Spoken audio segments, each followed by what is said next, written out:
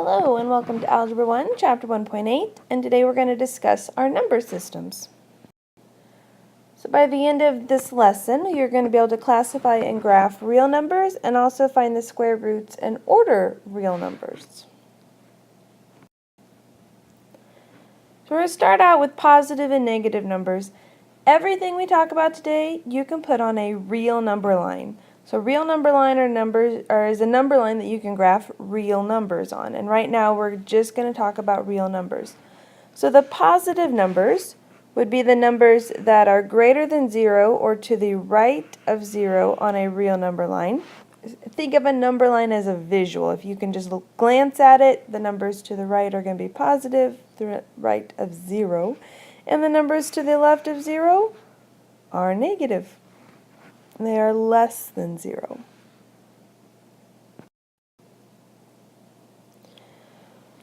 So building up to what are the real numbers, because I mentioned you can put them on a real number line, we're going to start out with our smallest set, or our building block here, of natural numbers. They're also called counting numbers, and it's 1, 2, 3, 4. It's how you would count.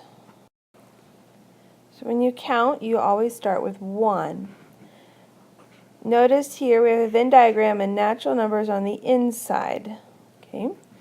Next we're going to go up to whole numbers. Whole numbers adds one number, and that is 0. Okay, so all of our natural numbers are included in our whole numbers. Then we're going to go up to integers, and integers adds the opposites of those whole numbers, or those natural numbers. And so notice all of the whole numbers and all of the natural numbers are included in the integers. And what we don't have yet are rational numbers, which a rational number by definition is any number that can be written as a fraction.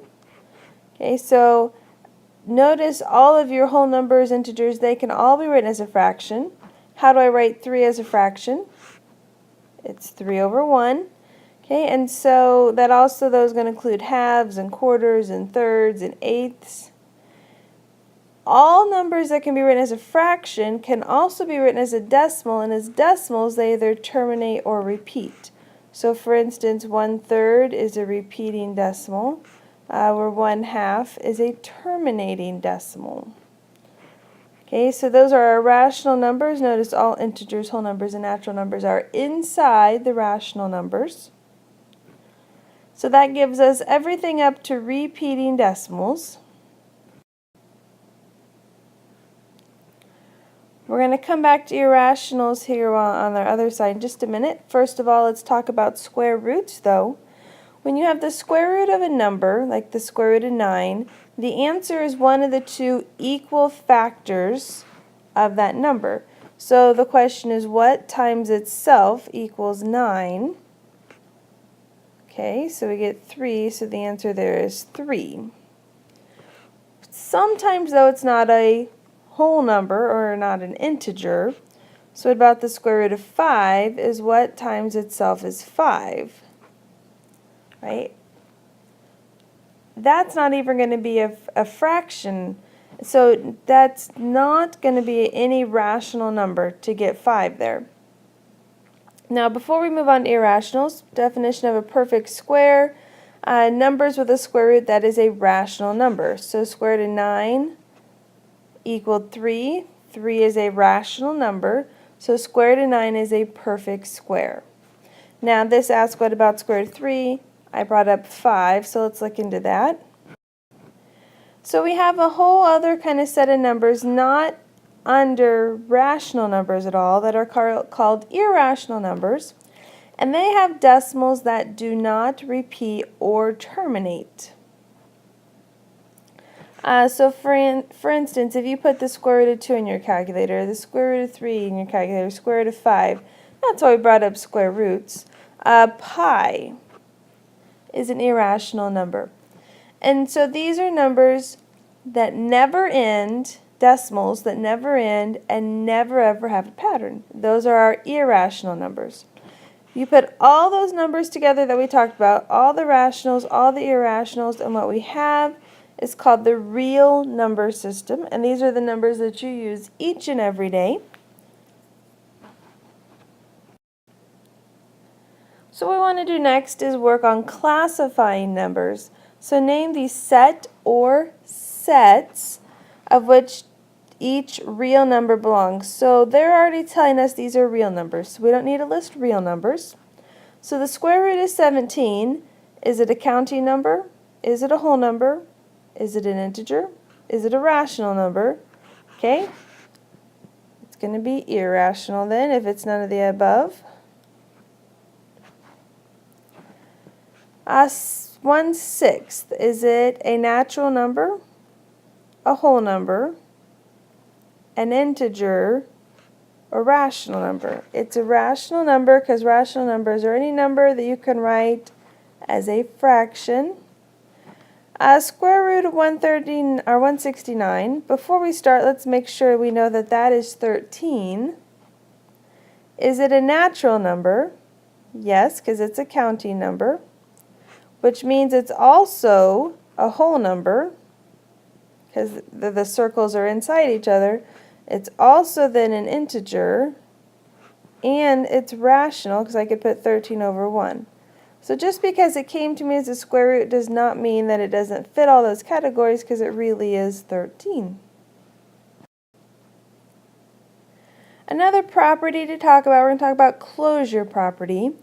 And operations of sets of numbers are closed if you end up with the same type of number you start with. So for instance, if I take a whole number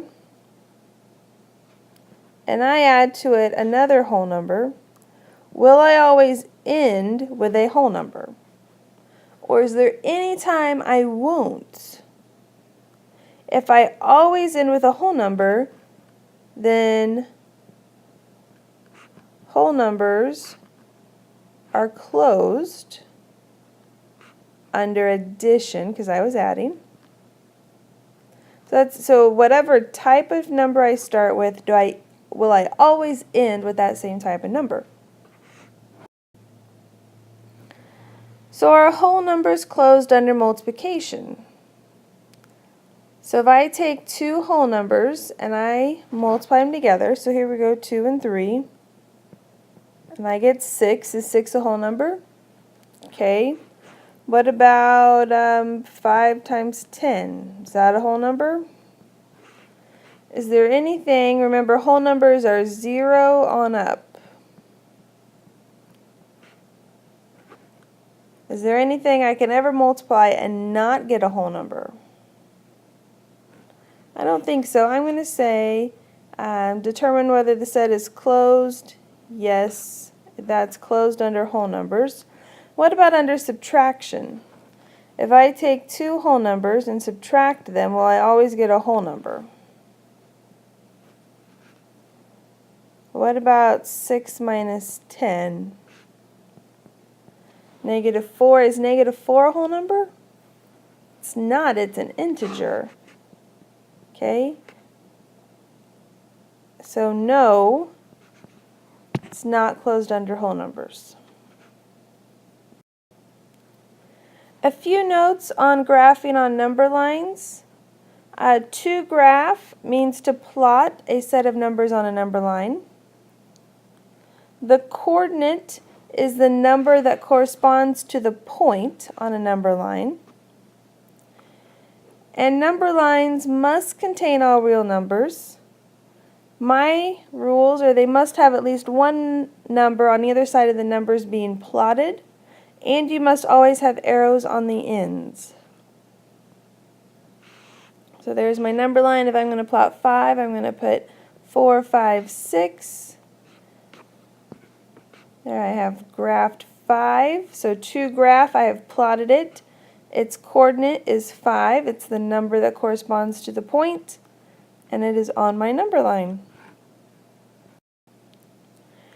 Alright, to finish up here, radical sign. We talked about square roots earlier. That symbol we use is called a radical sign.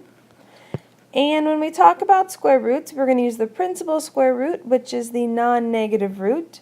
Something you might not have thought about before, but the square root of 9 is actually plus or minus 3. that symbol reads plus or minus, we can also write it positive 3 and negative 3. Because if you think about it, 3 squared is 9, and negative 3 squared is 9. So the square root of 9 has 2 square roots. And so what we will use at the moment is just the principal square root, which is the positive one, which is the one you're used to saying anyway. All right, we're going to finish everything else in class. Let me know if you have any questions, and have a great day.